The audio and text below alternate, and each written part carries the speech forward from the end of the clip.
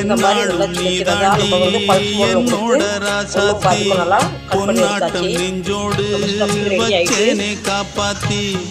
எங்கே நான் போனா என்ன இஞ்சி மசாலா அதெல்லாம் போயிட்டு கோதுமை எடுத்துருக்கேன். உள்ளம் பாடும் இந்த அளவுக்கு டைட்டாக பிசைஞ்சுக்கிட்டேன்.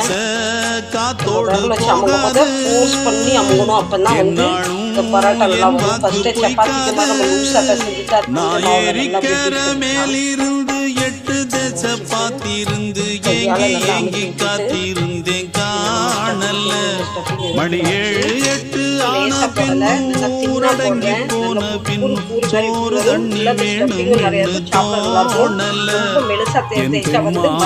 பாட்ட கேட்டு தென்காத்து ஓடி வந்து தூராக போக வேணும் காஞ்ச மாவு அதிகமாக இந்த பக்கத்தில் போட்டனால கீழே வந்து இந்த காஞ்ச மாவுலாம் கருக ஆரம்பிச்சு குறையா வச்சு மாவு வந்து கூட வச்சனால கொஞ்சம் குட்டியாம அழகா வந்திருக்கு.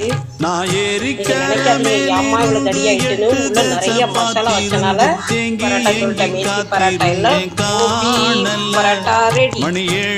கோஸ் பரோட்டா கேபேஜ் பரோட்டா பாருங்க எப்படி சூப்பராக வந்துருப்பாங்க. ஒன்று சாப்பிட்டு